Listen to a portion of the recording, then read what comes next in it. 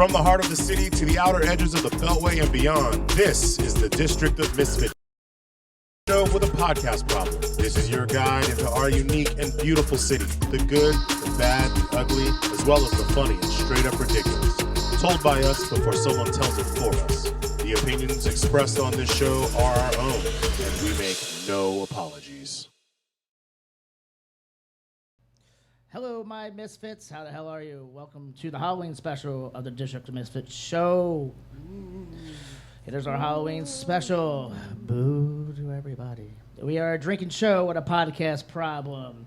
I hope everyone is having an amazing weekend watching the Nats and everything like that. Tonight's show is being filmed live from Shenanigans, Irish Pub in Adams Morgan. Tonight we're hit on butt dials, 39 dead, the impeachment of the evil orange baby shark, and spooky ghost tours. I am Marcus Bradley Donovan. Please follow us, the District of Misfits, Facebook and Instagram, the District of Misfits, Twitter, DC Misfits. I'm Marcus Bradley Donovan, the Pasteurized Chef on all social medias. Tonight, filling in for Crushing Boo Dixon is Ian Taranji. Hello, hello. And next to him is Miss Valerie Torres. Hello, everyone. Valerie Torres at Facebook. Yes, I am on Facebook. She got the applause. I did. I got the one applause. Yay. Tonight's drink of the day is Spooky Purple Drink. Thank you there, Rossi. Hope everybody's having a great night. I know the Nats are on, so you're probably not going to watch us live. Probably going to watch us afterwards or have a drink with us afterwards. I'm okay with that. So let's start off with our safe words. Let's get knocked out. Ian? Okay. Juan Soto is my safe word. One word. Soto. It has to be one word? Yes, One sir. word. Okay. You've done the It's a show. safe It's gonna word. be You've done the word. You've Juan done the Soto. show before. Juan Soto. I'm okay with that one. All right. What is mine gonna be? We've had 2 weeks now. I know. didn't think of it. Nationals. Well, I'm going to take the obvious one. Boo. Boo. Boo. Boo, boo. Boo. That's actually 2 points. I snuck boo in earlier. All right. We'll have to remember to get our other guests their safe words as well. That is actually true. This is the first time we're actually going to break it up and actually have a good time with it. Like I said, We should explain the safe words. Why? Why do we have Yeah, safe why do words? we have safe well, I words? just assume people follow it. So we have safe words because it is a drinking show with a podcast problem. Sometimes things go off the rails. That's a good line. Especially myself. But since I'm going to be in timeout for the next couple of months, we probably won't use the safe words as much. This is true. So unless the guests go off the hand, off the rail, I think Ross will probably go off. Ross might. I mean, Ross is already off now. And by the way, I have 2 points. Keep that score.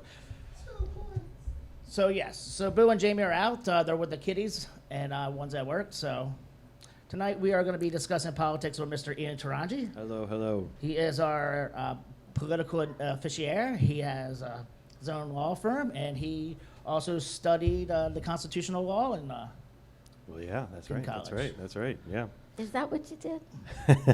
or he was at least a nerd for it, I can imagine. I'm an immigration attorney. I am an artist and a musician and composer. And I'm also a host of SCOTUS Pod. Glad you said Look that. us up on Apple, whatever, Stitchers, Spotify, All whatever. the things. Whatever, all the things. And We're if on Facebook. You can follow us at SCOTUS Pod. You can email us at scotuspod@gmail.com. And it's just a show. Myself and an attorney from New York, Sandy Hausler. We are both Supreme Court nerds and constitutional law nerds. And so I think what we're trying to do is sort of demystify a lot of what goes on at the court for lay people who don't have law degrees but really want to understand what's going on at the court and how it affects their lives and what's some of the politics going on around the Supreme Court. It's hugely important. We have there's an enormously consequential term that has just started, and so we'll be talking about the Supreme Court, I predict a lot over the next year or so. So before we get into that, because I have a lot of questions, I know Val does as well, let's get the Nats out of the way, because I see we're going to be watching the TV the whole time we're here. So the Nats came back into town. We might not be. So the Nats came back from Houston up 2-0. And there's a good chance they might go down 1 by the end of the night. We hope not. I hope not. I know Val hopes They're not. losing right now, and yeah. And this man has an eagle eye, because that TV is really far over there. Yeah. Well, we have a bunch of friends who are actually at the game as we speak, Yeah, I have a lot of including the owner of Shenanigans, Tommy. No, he is not at the game. Well, we thought he was going to be there. But thank you, Tommy, for the food that you gave us Oh, tonight. yes.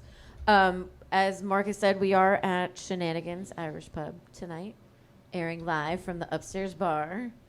And thank you to Tommy King for supplying us with snacks, because we all love snacks. It took me a while to figure out the whole motif was Irish in here. Did it? But yeah. It's very green.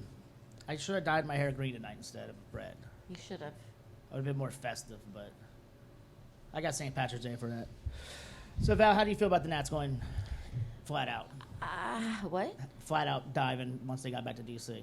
I mean, it was very disappointing, you know? I mean, you'd hoped at least they would win one of the 2 games that they just played these past 2 days.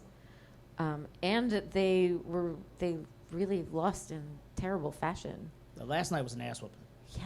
It was terrible. I mean, that kind of ripped the soul out of. I can imagine watching that game. I mean, I turned it off, but if you're at a game, you spent that much money. I'm not fucking leaving. At that point, I'm sitting there watching the madness going on. Yeah. I mean, I looked at tickets and like standing room only. It was like $800-900 at one point. I think tonight they were going down to half, which is great, but still. So the big story for tonight, obviously, I was getting ready. Max Scherzer had neck and back spasms. He was the scheduled Game 5 starter, obviously a 3-time Cy Young Award winner, the ace of the Nationals staff. It's questionable whether he could be back for a Game 6 or Game 7. I certainly hope so. I mean, if they're losing right now, it looks like 2-0. I think it's hard to see the TV. I can't see the numbers, but I think just having kept up with it, we can see the bodies looks on like the TV. they're losing. They're losing at least 2-0. Let's put it that way. And so if we assume that they lose tonight, hopefully Strasburg and Scherzer go in Game 6. Game 7. I have read. Of course, one of those games is going to be against Justin Verlander, and that's another demon. Problematic. Well, I mean, yeah, Game 6, I think Strasburg is actually be starting, and that way to give Max a rest for his neck and his back. So I mean, hopefully, you'd like to go in. I mean, that's a good thing to have. If you have to play Game 6 and Game 7 to win the World Series, you may as well have your 2 best pitchers, ready to go. It's debatable whether Scherzer's going to be ready to go by Game 7. I sure hope so. I mean, is that an injury he's had before, or is that just kind of like out of the blue? Boy, I really don't know. I mean, he's gone with a broken nose, dented up face. Yeah. Didn't he almost throw a no-hitter, or he did throw a no-hitter? Oh, he almost threw a no-hitter that night. With the broken nose? Yeah, he was like on fire. It was ridiculous. Ugh. Well, listen, Scherzer's a gamer, and I think if there's any way he can pitch in Game 7, I think he will.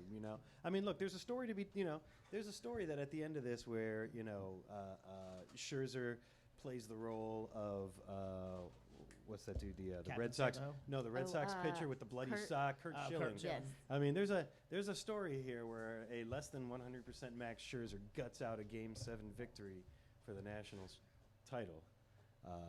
That's not where I would lay my money, but like I say, that story may be told. We can be optimistic. Let's be optimistic. All right, ladies and gentlemen, let's just skip it right on into. I'm kind of got a lot of questions here. This impeachment thing.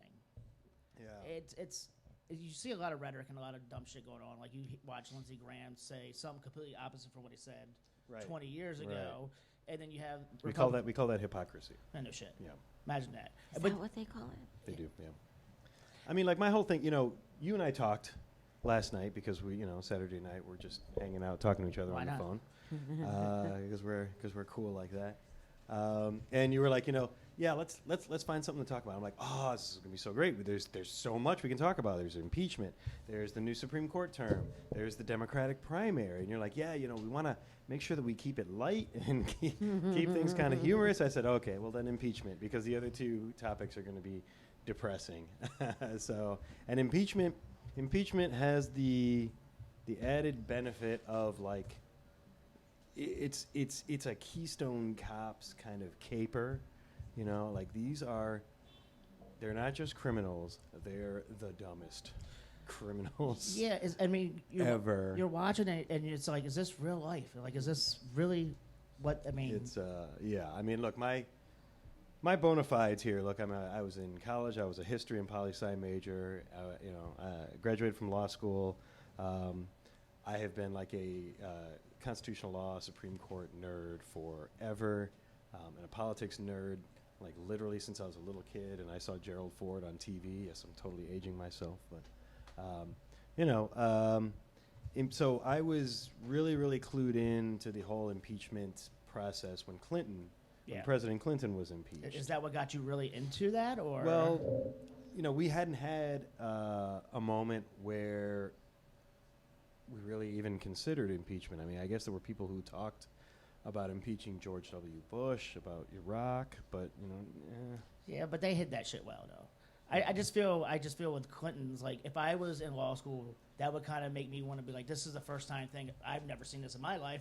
Probably never going to see it again. Surprise, surprise. Yeah, So I suspect we're probably going to see more impeachments, not fewer, going forward. That's just a wild ass prediction. I mean, so the thing about impeachment, Yeah. it sounds simple enough, but is it really that simple? Like, Well, how many layers here are there? I mean, it's like an onion. There's a lot of layers. I mean,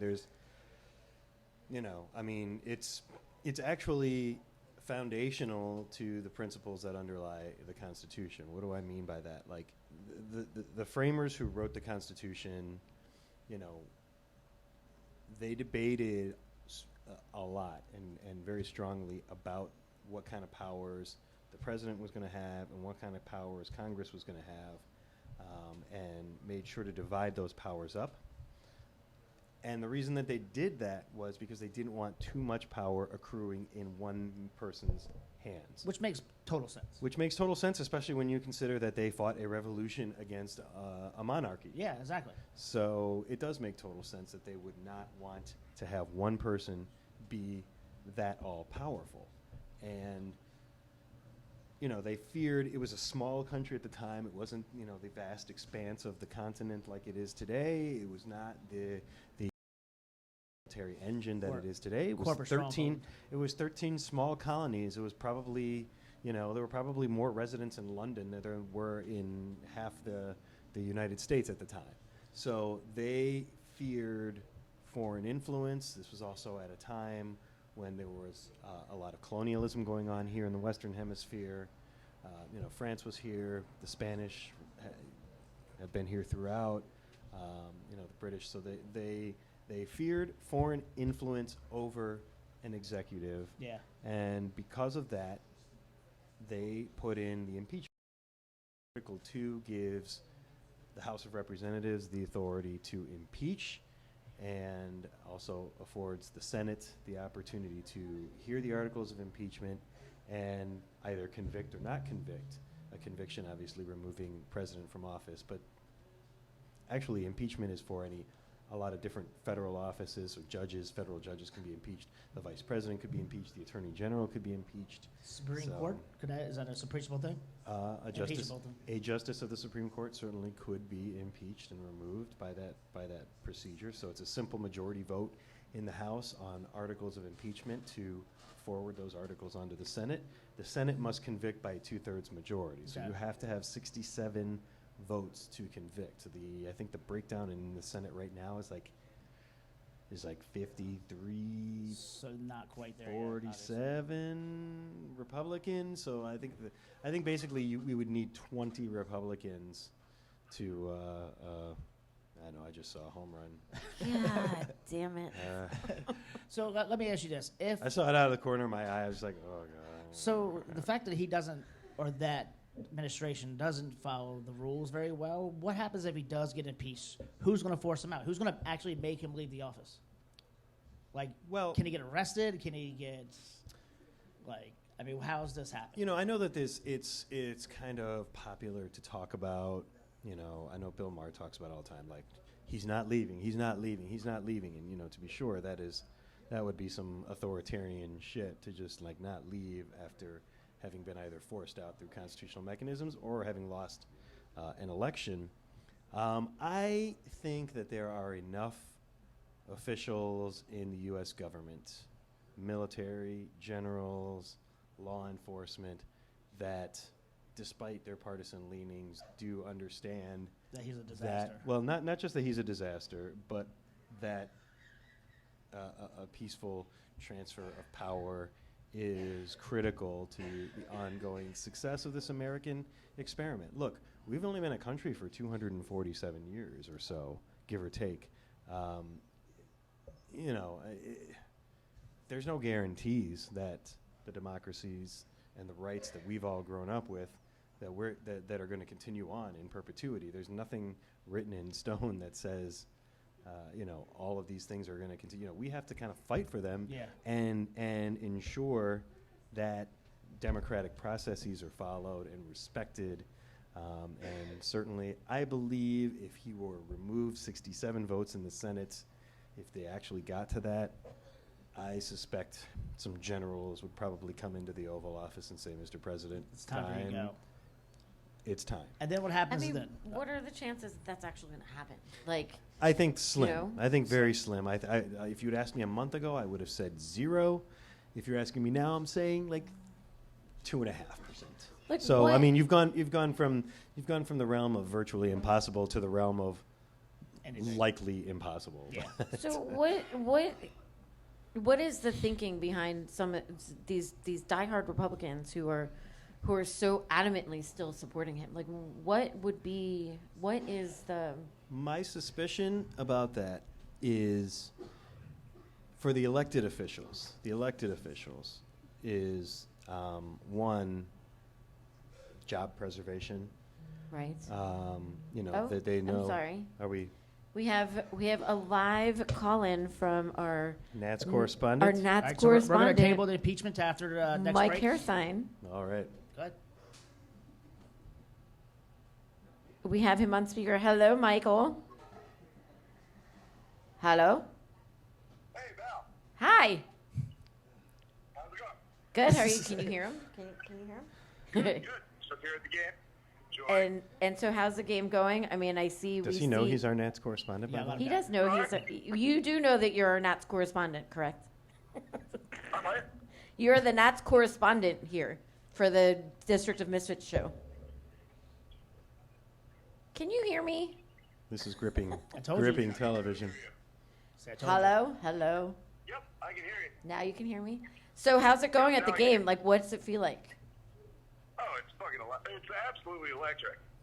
I mean, everybody's standing in my section. People are barely sitting down. We're down 4 runs off.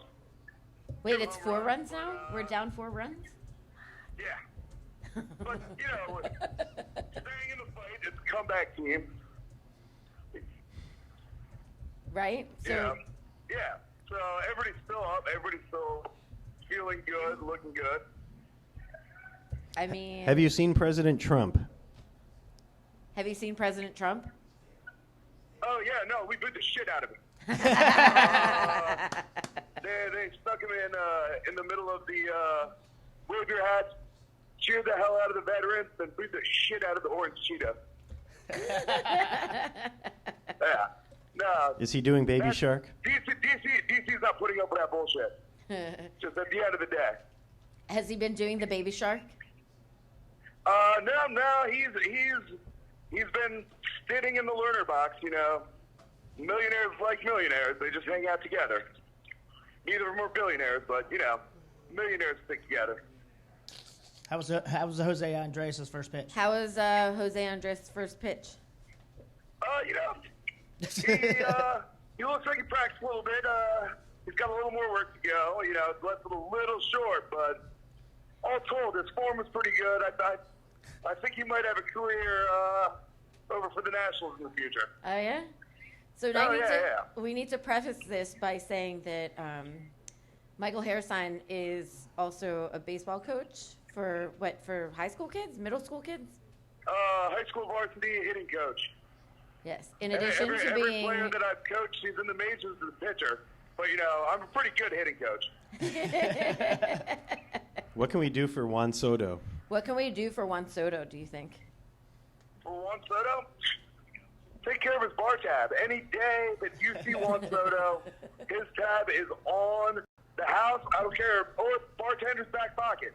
We got to take care of the kid. He just turned 21 Make this sure that he weekend. feels the love of DC in the way that, other traitorous pieces of shit may have left.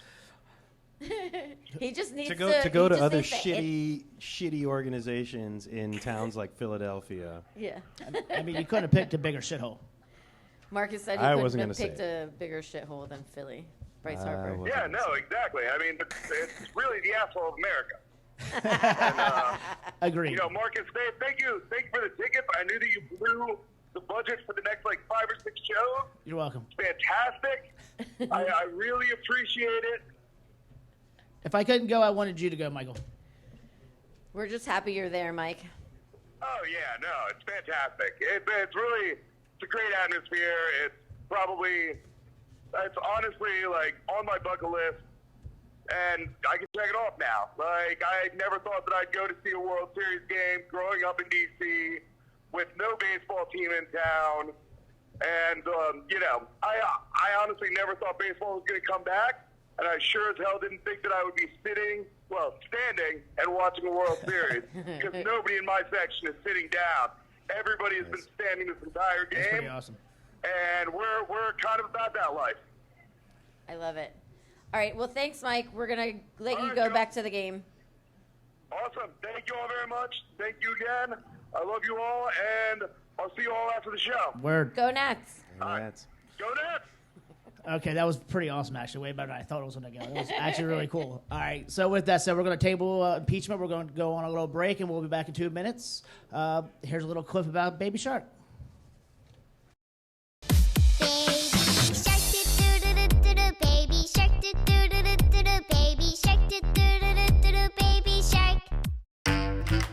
Baby Shark is a children's song sensation on YouTube with more than 3.5 billion views.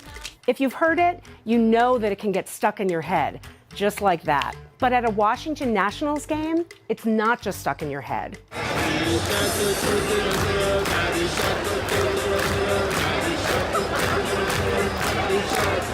Thousands of fans are singing the song at different points in the game. Mainly, it's outfielder Gerardo Parra's walk-up song, the music that plays every time he's at bat. So, how did it start? When Parra joined the Nationals in May 2019, the team was in a slump. And a month later, so was he, after going hitless in almost 24 straight at-bats. During a June 19th doubleheader against the Phillies, Parra decided to mix it up. He changed his walk-up song to Baby Shark because his 3 kids love it. Parra went 2 for 4 that game with a home run and 2 RBIs, and got an out on former National Bryce Harper. He hasn't changed his walk-up song since. Baby Shark soon became the team's unofficial theme song. When Parra is up, everyone at Nats Park does the hand signals that go along with the song. For Baby Shark,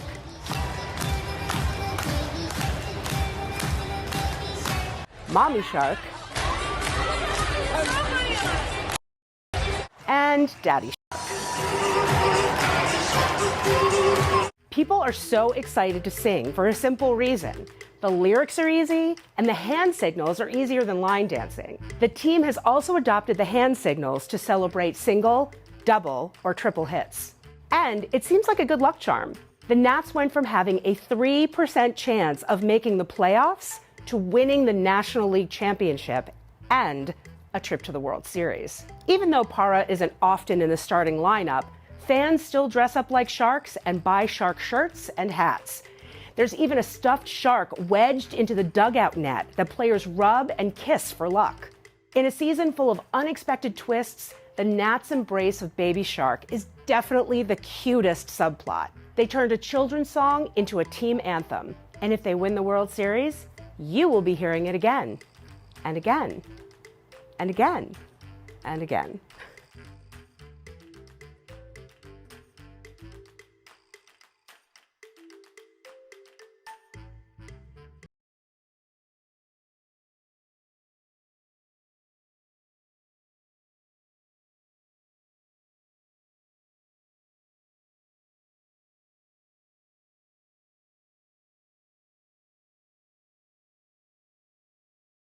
We have today with us Ross Cohn. Hey guys, glad to be on here. And Bo King from Hi. From The Blackguard. Was that Boo King?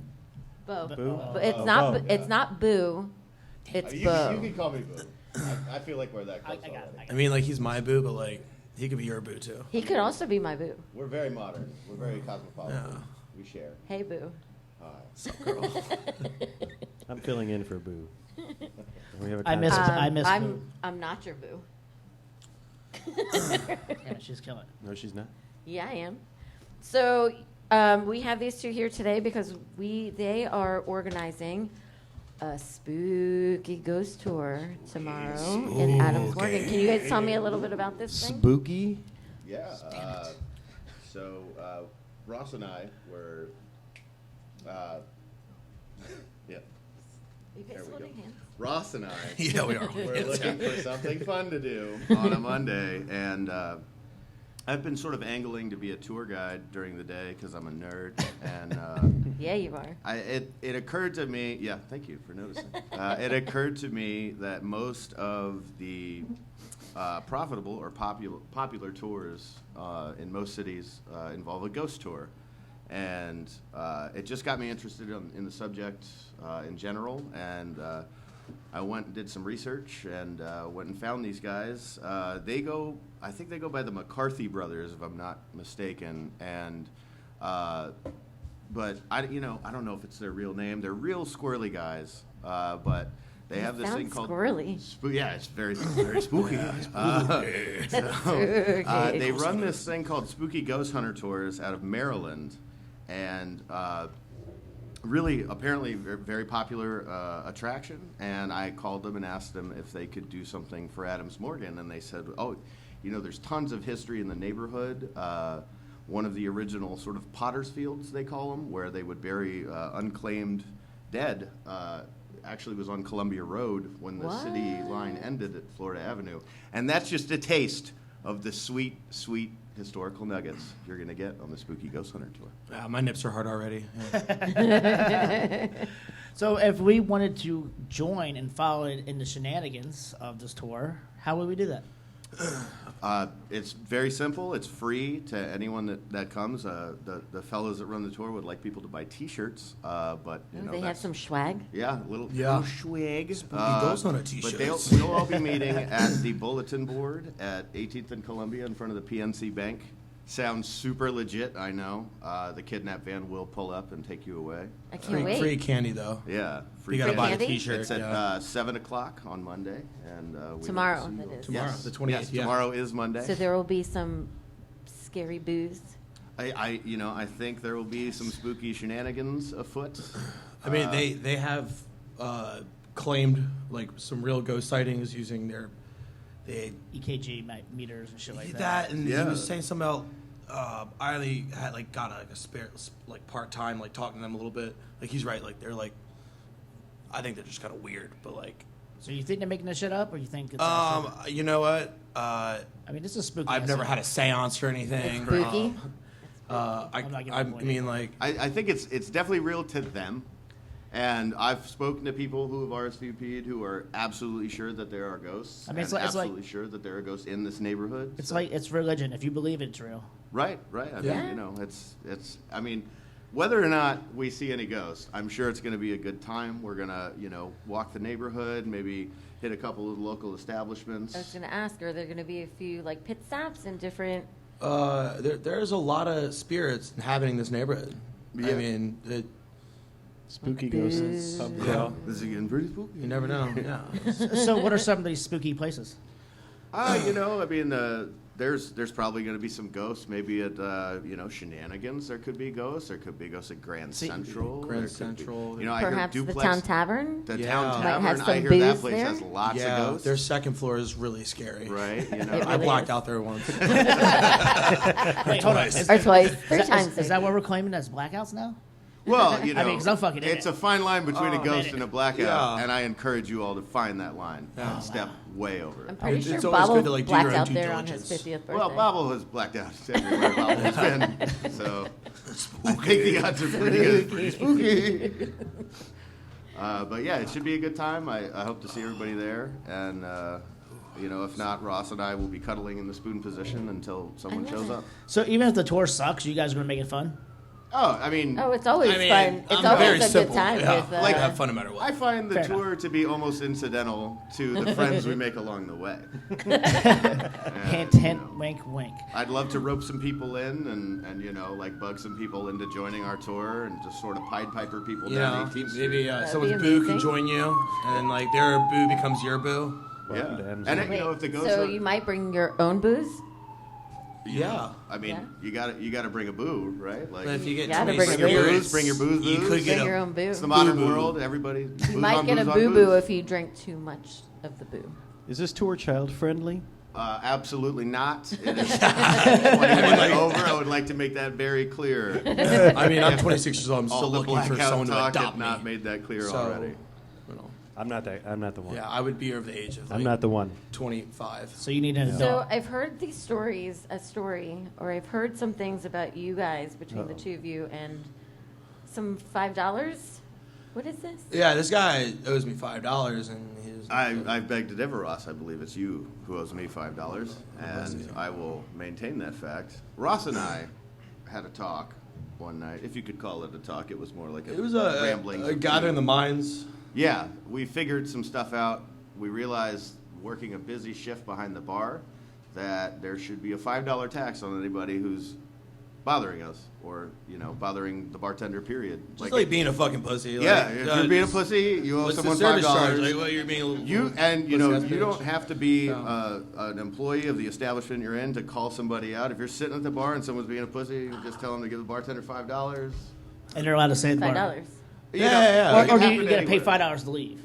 No, no, you- no, that yeah, just- it's like they can still stay. Okay. But it's Leaving like, is also optional, but $5 is definitely mandatory at that point. yeah, I mean, So, What's your enforcement mechanism? it's like you just keep calling them. every time they're being a pussy about it, Intimidation. they owe you $5 more.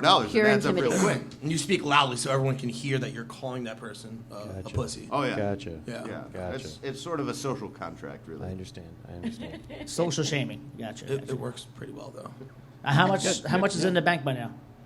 Oh, we don't like to count the cost of money. It's really, we're doing it for the love of the game. Like $15. I feel All that praise there's be to been Like, I got a lot of $5 bills.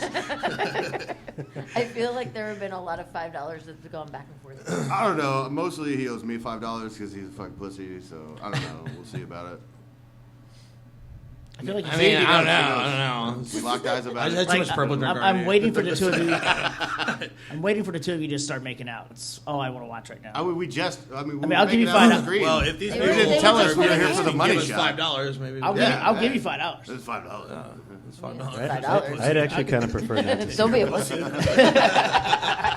I'd be, Fork it over. I do the shit for free. let me see the $5 first. Yeah, let me see it. All right, you guys. We're also here to talk about Donald Trump, right? I know a lot about constitutional law. Well, No, not All at right. all. real fast before we get out of the way, talk about your places, the location where you work, and what nights we could find you at your bars. Yeah. You guys are real professionals here. My name is Bo King. I am the owner and operator of The Blackguard on 18th Street at 2003 18th Street Northwest. Bring your friends. Don't bring your kids. Thank you. Any specials, anything like that, or no? Just $5. It's $5. Everything's Special. $5. Yeah. I mean, are we talking about Halloween night or are we talking about Monday In general. night? Whatever you want. Monday night from 5 to 8, it'll be $3 PBRs, $3 Bud Light and Natty Bows, $5 everything else on draft, and we have happy hour wing specials. Come see us. Thank you. And the Blackguard is known for being a Redskins bar, yeah? Well, yes.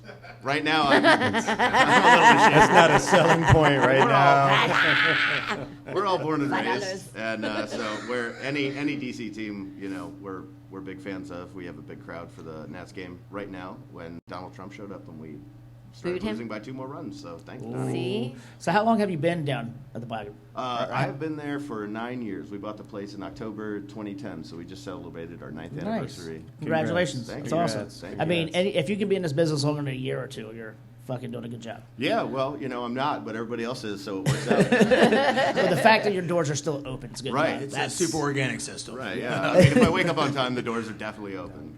So. And the Blackguard has a sister location too, yeah? Yes, we have a restaurant on Georgia Avenue in Petworth called Homestead. It's 3911 Georgia Avenue. I am You know, I've had- we just celebrated our 3rd birthday there, and I've very had brunch happy. there numerous of times. Thank you. Fantastic. Thank you for your business and your patronage. Patronage. You said it's so sexy. Thank you. I'm telling you, make out. Just You know make what I out. want. Just do it. Just do it. Just pull out $5. Ross, where do you work? So I work at a very prominent establishment in Adams Morgan. Here at Shenanigans Irish Pub, perfectly located at 2450 18th Street Northwest 20001, Washington, D.C. I have been here for about 2-3 weeks ago. It's been my 7 years here. Congratulations as well. That's, Yeah, no, it's How long has Shenanigans actually been here? since December 1st of 2011. God damn. So as Shenanigans, but before Shenanigans, it was like So the there was a McNasty's or 6-8 something, month right? period where it was called McNasty's, but people just thought we were a strip club. So they didn't I like- mean, to be fair. make it nasty. It though, you know what I is. mean? You got to know the right guy. Yeah. I also like how you've been here 7 years and you got the zip code wrong. Oh, it's 9. Yeah. That's the one. My It's house. okay when you audit. Yeah. Google will totally fix your. I mean, you mistakes. said it. You said it so convincingly, like Yeah, you knew you where the did. fuck you I were. believed it myself. I see. Yeah. Way to go, boo. You didn't say that. They would have looked it up. The I just want to point out really quickly, you know you're in a legit Adams Morgan establishment when you can look out the window and see not one, but 2 jumbo slice Oh no shit. That's neon right. signs. Yeah. This shit is legit. Right Well, now. I'm happy to say that now Wawa's in the neighborhood. He's in Yeah. Colorado. I love yeah. Wawa. That's Oh, Wawa? Yeah. I thought you said Obama. And I was like, he's in Colorado. why would Obama be on fucking Adams Morgan? Why would he not be at Adams Morgan? He likes to get right. wet, 2 jumbo though. slice pizza places right there. That's why. Yeah, he wanted diarrhea and to throw up at 6 in the morning. Michelle doesn't want him. I gotta say, the hooking up animals jumbo I mean, I can slices. see his kids on fucking Adams Morgan, but not fucking him right now. So what are some of the specials here? Yeah, we do great specials all the time. Awesome So like specials. I'll be working Wednesday through Saturday, or Wednesdays we do like all day happy hour. You know, hump day. Let's get weird. And it's never like too. It's a very very like homey environment. It's never like too crowded. Sometimes at the night and the night it's like very heavily industry influence. Got a lot of bartenders, managers, owners coming in, True story. having a beverage or 5. I mean, I've never been here. Yeah, this is your first time. Mm-hmm. If you black out here, it doesn't hold up in court. It doesn't so count. there you go. Yeah, you were never here. The constitutional guy knows that. You black out, pussy. I can confirm. I think one of the things that like really blow us up on the weekends, and we kind of used to get people in, is we do an open bar special. It's 9 p.m. to 11 p.m. $10 all you can drink, rail drinks, Bud Light. Does that mean you draft. like get to go back behind the bar and make your own? Or? Yeah, for $5. Yeah. So, awesome. I like that. I'm glad that wasn't here when I was in my 20s, because Yeah. I might have died. We would have made you into somebody. Yeah, but you would have become a ghost. Spooky. So, real fast, your drink you made there, Ross. Why don't you explain the drink you made? Purple drink. Drink. It's It's a 3 boo drink. main ingredients to the purple drink. It's sugar, water, and purple. Luckily, this one has a little alcohol in it. So we have some great vodka with it's like a triple berry puree, and then You make triple berry puree in house? Yeah, you from did. Wawa. Yeah. I can't complain. What are the 3 berries? I don't know. There's like blue ones and like black ones. And then purple one. Purple one. Her banana's a berry. I'm not a fruitologist, man. Come on. And then you added a little Dingleberries? spritzer for Yeah, just a little. It's topped off with some Valerie seltzer. You know what I mean? Some Valerie and I are drinking the fuck out of these. Yeah, we are. a little evanescence. Purple drink. Some purple. Digging it. So, ladies and gentlemen, any last words from you two? Give me $5. That's a very polite way of Spooky saying Ghost Hunter you're Tours done. going on tomorrow night. Cross 7 section p.m. of Adams Morgan and 18th Columbia Columbia. Road. Do you want to give the zip code? Yeah. 11D50. Starts at 7 p.m. It's going to be a good time. We're going to do some paranormal investigation, check out some spirits in the neighborhood. So we recommend really everyone. excited. It's You free might- $99. You can't really beat that price. Right Who, on, right on. who are you gonna call? Spooky Ghost Hunter. All right, guys, with Spooky Ghost that, Hunter. With that, we're going to send you to a very interesting video. It's thriller, but not what you expect. See you right back.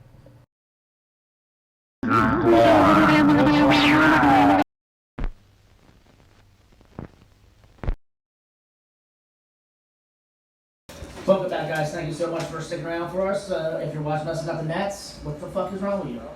Anyway, so like I said, Ian Taranji is filling in for Boo. Yes, happy to be here for Boo. For Boo, who leaves out here. So if you can't tell, we're playing a little Boo game. Are we? Is Boo here? No, Boo's not here. So we're going to go back to the impeachment conversation because this is really inquisitive. I really think we need to talk more about this kind of thing. It's a pretty big deal. I mean, like you said it right. It's like an onion.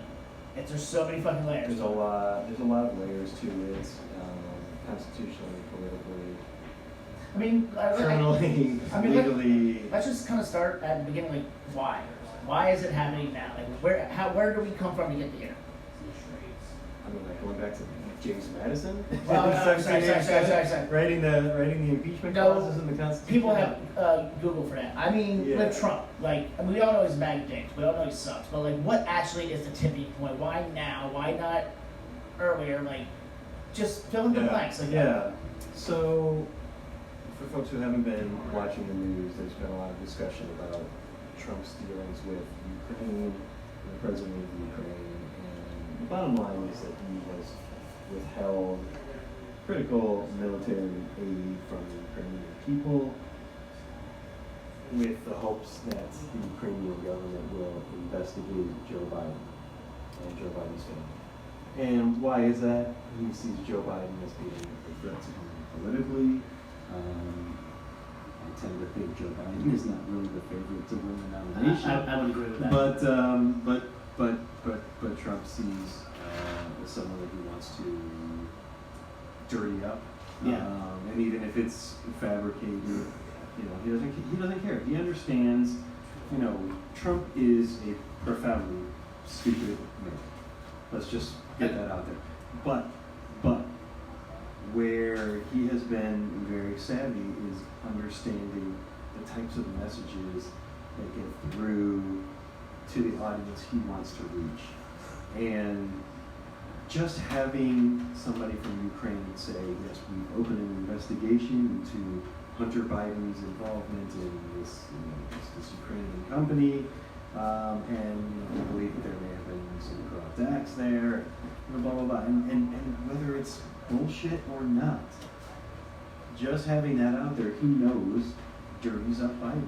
And it's one of those things when if you're covered full of mud, you want everybody else to be covered just as dirty, full of mud, because then you can say, look, I'm not any dirtier than all these other people who are covered in mud. But it sounds like it's parallel to the FBI and Hitler. The way the mudslingings. Yeah. I mean, that's ultimately what he's trying to get at. The problem is that he is using his office. He's using his position as president of the United States. Or last time he was not, he was just a candidate. He's using that position to extract things of value to Donald Trump, as opposed to working in the interests and extracting things of value to the United States of America. Mm-hmm. And that is the big difference. I mean, we talked a little bit earlier about kind of like, when the framers put the impeachment clause in, they wanted Congress to have a mechanism for removing a president who has abused his office, who has committed crimes in office, or one of the words that was kind of like thrown about but not exactly adopted at the Constitutional Convention is a word called maladministration. Just basically doing a bad job as president. There's a lot of scholarly writing lately about has the impeachment clause been used enough? Have we used it enough to get rid of bad presidents who have done poor jobs? And, I tend to think that we've used it about. I think when you were talking about impeachment, regardless whether it's Democrat, Republican, whether it's Trump, whether it's Clinton, whether it's Nixon, whoever, you're talking about upending a democratic election. Yeah, exactly. And that's something that's serious, and that's something that should be Not taking there should be a lot of sober reflection on that, because it's not something that you should just step into lightly. 160 million people have voted for somebody. You need to. There's a certain level of respect that's accorded to that, regardless what you think of. Still 160 million, yeah. So, where are we now? I think it's pretty clear that he's committed impeachable offenses. I personally thought it was clear before we knew anything about Ukraine that he had committed impeachable offenses, but at that point the Democrats, I think, wanted more proof, a more solid case. And this really is one where was this the defenses that Republicans are putting up to this whole Ukraine situation are sort of collapsing in on themselves. Is this the one where the Democrats were just like, we have no choice, there's just too much shit on the plate, like we can't ignore it anymore type of situation? Yeah, the political thinking on the Democrat side prior to Ukraine. So I'm talking about post-Martin Mueller. So the Mueller reports come out, but William Barr, before he releases the entire report, does this press conference and he says, there were no indictments for collusion and there was no indictments for obstruction of justice, so everything's cool. And so that kind of just got embedded into people's brains that there was nothing there in the Mueller report. If you read the Mueller report, it lays out a conspiracy. It may not have had enough to charge Donald J. Trump as a conspirator in the Russian malfeasance in our election, but then again, he might have. When you have 30 of your people going to some kind of a jail of some sort, or some kind of trial, that would, if it looks like shit, smells like shit, it has to be shit. Yeah, there were a lot of indictments that came out of Mueller. And then, if you actually read the Mueller report, which I know a lot of people did not, I did, because I'm nerd like that, but, if you read it, there's a lot of instances of obstruction of justice, which is a serious crime. There's this kind of popular notion out there that, obstruction of justice isn't a real crime. It's a real fucking crime. Yeah. And, Mueller kind of goes out of his way in his report to say, look, some of the reason why we weren't able to get more indictments here is because there was obstruction of justice. We could not do proper investigations. They never did interview Donald Trump. They never interviewed Donald Trump Jr. They never interviewed Don McGahn, the White House counsel. These were pretty key, critical witnesses, and I think it speaks somewhat ill of Robert Mueller that we just let it go. Yeah, kind of just let it go. I was disappointed. I know it doesn't say he's innocent, but I feel like I wanted the fucking dad, I guess. I guess we all did in a way. Yeah, look, there's no. I've been saying this since he won the election. There's going to be no secret. There's going to be no secret magic bullet or anything like that. It's going to get rid of this guy. Who's going to get rid of him is going to be people mobilizing.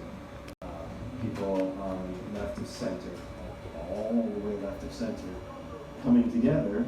And for one whole, just for one. Maybe. And, go back to your holes.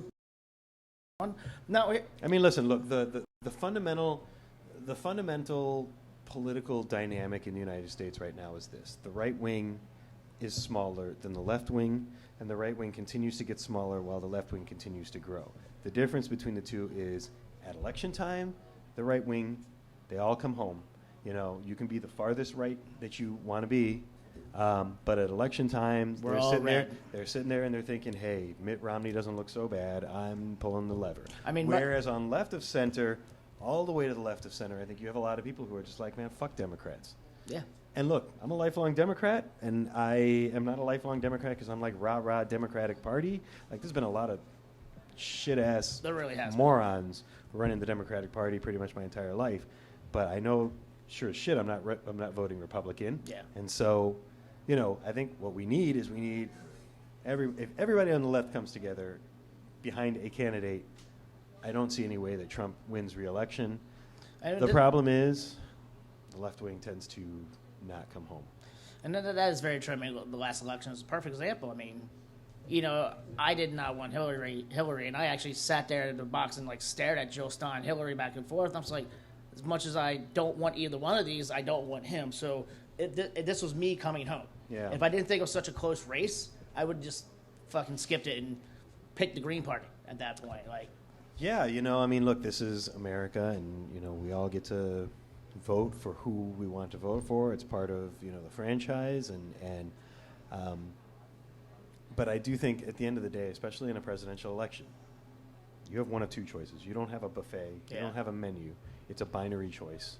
One of these two people, the one with the D or the one with the R, is going to be elected president. And we can talk about third parties. I mean, look, the Democrats and the Republicans each raised and spent over $1 billion just on the presidential election in 2016.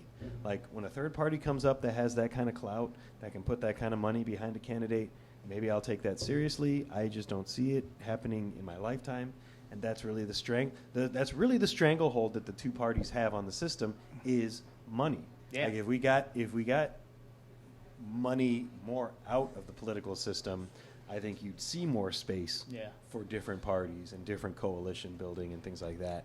As it is right now, you have a monopolist system in which the price of entry is $1 billion minimum. The Greens aren't raising $1 billion. The Libertarians aren't raising $1 billion. The Area 51. You say that Area 51 Marauders are not going to raise $1 billion. I would hope to see like an expansion draft where they divide the red and blue teams up into two separate teams, like your far left, your far right, and your middle. I mean, I know it's never going to fucking happen in my lifetime as well, but I can dream. I guess. Yeah. I remember growing up at Ross Perot was coming up. I'm like, oh, sweet, there's another party that I can vote for when I'm allowed to vote type situation. No. Yeah. I mean, this is actually